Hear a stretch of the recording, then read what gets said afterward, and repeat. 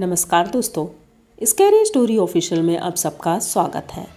आज की कहानी की तरफ बढ़ने से पहले चैनल को सब्सक्राइब कर लीजिए और अगर कहानी अच्छी लगती है तो प्लीज़ लाइक एंड कमेंट करना मत भूलिएगा। दोस्तों, आज की कहानी बहुत ही ज़्यादा डरावनी है। ये एक ऐसे मंदिर की कहानी है जो कि बहुत ही ज़्यादा डरावना है। क्या मंदिर भी डरावना हो सकता है? ये हम कहानी में देखेंगे। पहले इंट्रो, उसके बाद कहानी।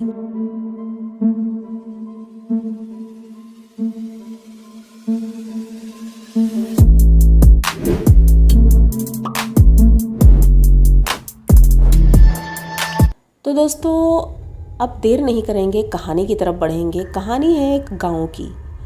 गांव में एक मंदिर है जो कि बहुत पुराना मंदिर है। कहते हैं सालों पहले उसमें पूजा होती थी और सभी लोग उसमें पूजा करने जाया करते थे। लेकिन पता नहीं कुछ ऐसा हुआ जिस वजह से मंदिर की मूर्ति हटा दी गई थी और उसका रीजन भी कुछ ऐसा था जो कि बहुत ही ज़्यादा डरावना था। उस मंदिर से कुछ दूरी पर एक कुआं था और कहते हैं उस कुएं में कई लोगों ने अपने आप को खुश किया है। इस वजह से उस कुएं के आसपास प्रेत आत्माएं रहती थी।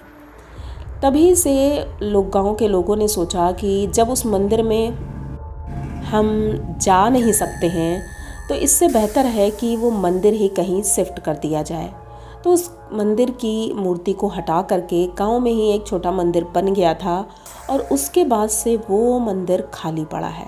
लेकिन कहते हैं वो मंदिर भी अब बहुत ज़्यादा डरावना है, क्योंकि जब मंदिर वो मूर्ति हटाई गई थी उस वक्त एक पुजारी की वहाँ पर मौत हुई थी। क्योंकि पुजारी जी जब वहाँ मंदिर हटाने के लिए शाम को गए थे पूजा अर्चना करने, उसके बाद से जब वो घर वापस नहीं आए तो घर वाले वहाँ गए देखने के लिए तो वो वहाँ मृत मिले थे।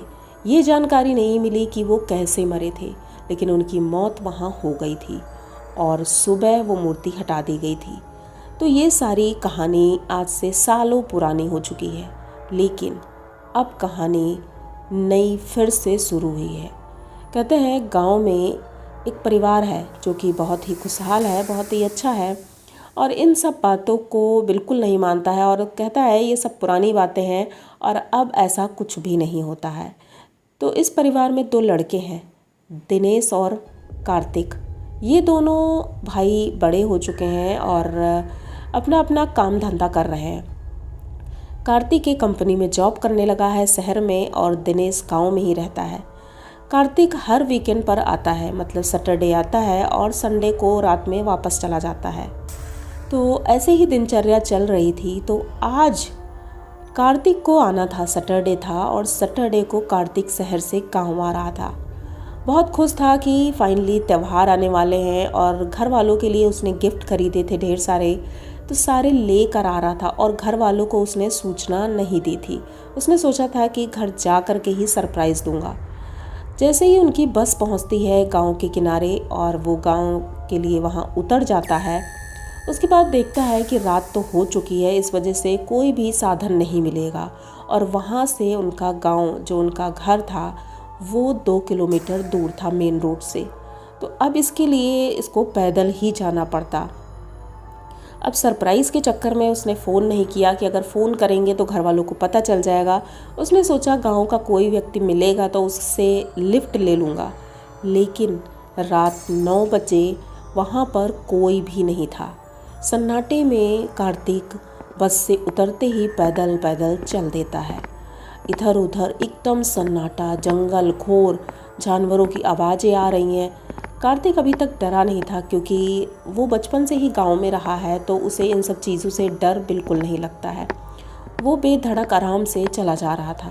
तभी अचानक से उसे दिखाई पड़ता है कि खेतों की तरफ जो वो मंदिर है, उस मंदिर के पास कुछ लोग हैं जो खड़े हैं, पता नहीं पूजा कर रहे हैं, क्या कर रहे हैं, लेकिन वहाँ पर कोई है। कार्तिक सोचता है सालों से तो ये मंदिर खाली पड़ा है, यहाँ पर कोई नहीं आता है, तो इतनी रात में यहाँ आखिर कौन होगा भला जो पूजा करने आएगा।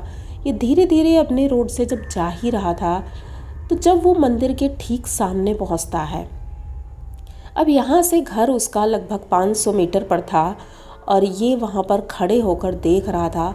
वहाँ पर 2-3 औरतें थी और वैसे ही आदमी थे जो कि मंदिर के चारों तरफ चक्कर लगा रहे थे और लगाते हुए इतनी ज़ोर ज़ोर से चिल्ला रहे थे कि मानो जैसे कोई तूफ़ान आ गया हो। बहुत ज़ोर ज़ोर से चिल्ला रहे थे, हंस रहे थे। तो कार्तिक को समझ नहीं आता आखिर ये क्या हो रहा है। इसने सोचा कि मैं वहाँ जाकर पता करूँ आखिर ये लोग कौन हैं और यहाँ क्या कर रहे हैं। अभी अपना सामान एक पेड़ के नीचे रखता है और वहाँ चल देता है।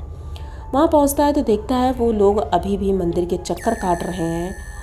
तभी एक औरत आती है इनके पीछे। सुनो भाई साहब।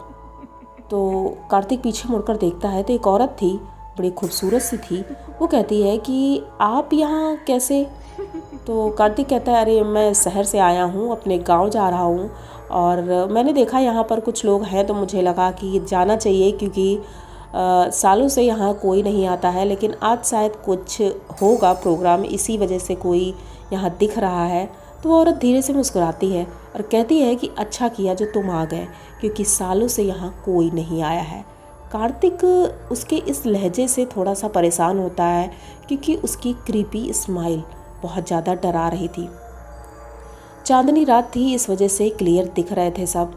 वो औरत भी वहाँ से कुएं की तरफ चली जाती है। अब जब वो कुएं की तरफ जा रही थी तो कार्तिक कहता है अरे सुनो, मैं कुछ पूछना चाहता हूँ आपसे। इससे बात करने के चक्कर में वो उस औरत के पीछे पीछे जाता है।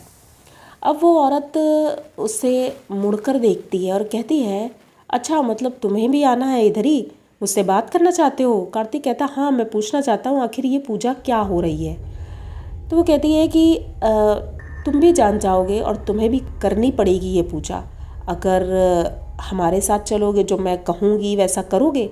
पता नहीं कार्तिक को क्या हो गया, वो उस औरत के पीछे पीछे चल देता है और कुएं के पास खड़ा हो जाता है।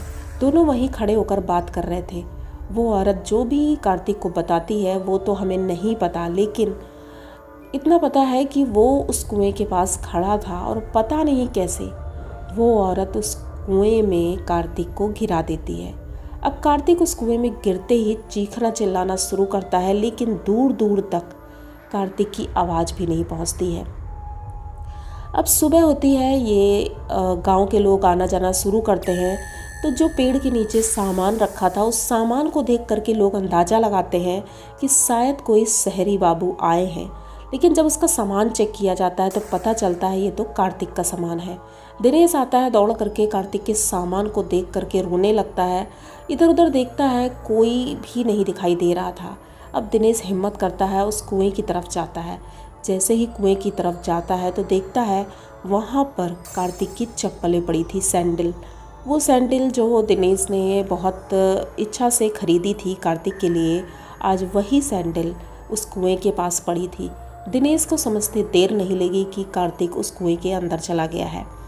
अब कार्तिक कहता है कि गांव वालों से कि शायद मेरा भाई अब इस दुनिया में नहीं है। कुएं में झांकते हैं तो हाँ उसकी बॉडी मिल जाती है, उसकी बॉडी को निकाला जाता है, उसका क्रियाकर्म किया जाता है।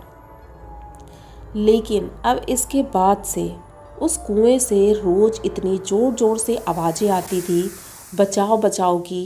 गांव के लोग परेशान हो गए थे आखिर ये हो क्या रहा है, क्योंकि बहुत ही ज़्यादा डरावनी आवाज़ें थी। कोई भी समझ नहीं पा रहा था कि ये क्या हो रहा है, क्योंकि ये आवाज़ कार्तिक की थी। कार्तिक इतना ज़्यादा रो रहा था, चिल्ला रहा था और मुझे बचा लो, मुझे बचा लो। लोगों को उसकी आत्मा वहाँ पर दिखाई देती थी।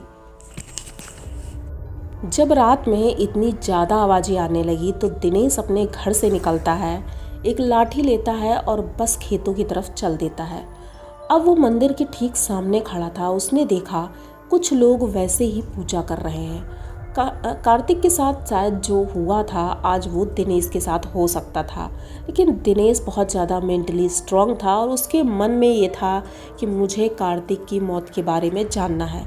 ये धीरे धीरे मंदिर की तरफ बढ़ रहा था। तभी उसे दिखाई पड़ता है इतने लंबे चौड़े आदमी जो उस मंदिर से बाहर निकल रहे हैं, जबकि मंदिर बहुत छोटा था और उसके अंदर से निकल रहे हैं। और मंदिर एकदम इतना ज़्यादा डरावना लग रहा था। लाल लाल उसमें लाइट जल रही थी, जैसे किसी ने लाइटें लगा रखी हों। पता नहीं कैसे, और लोग हंस रहे थे और उसके चक्कर काट रहे थे। ये बात दिनेश को समझ नहीं आई, लेकिन कुछ दूरी पर उसने देखा कुएं के पास उसका भाई बैठा है, वो रो रहा है और वो कहता है कि भैया मुझे बचा लो। ये कार्तिक की तरफ दौड़ने लगता है, तभी गांव का एक आदमी आता है, वो दिनेश को पकड़ लेता है। कहता है दिनेश तुम वहाँ मत जाना, क्योंकि कार्तिक अब तुम्हारा भाई नहीं रहा, वो एक आत्मा है, वो कुछ भी कर सकती है। लेकिन दिनेश रोए जा रहा था कि मुझे अपने भाई से मिलना है, उससे पूछना है आखिर क्या हुआ है। तो वो गांव वाला बहुत समझाता है और दिनेश को लेकर चला जाता है। उसके बाद से कहते हैं उस रास्ते से जो भी निकला है वो जिंदा वापस अपने घर नहीं पहुंचा है, क्योंकि उस मंदिर के वो जो प्रेत हैं, जो कुएं के प्रेत हैं, वो उसको अपनी तरफ खींच ले जाते हैं और उस कुएं में गिराकर मार देते हैं। कई बार लोगों ने देखा है।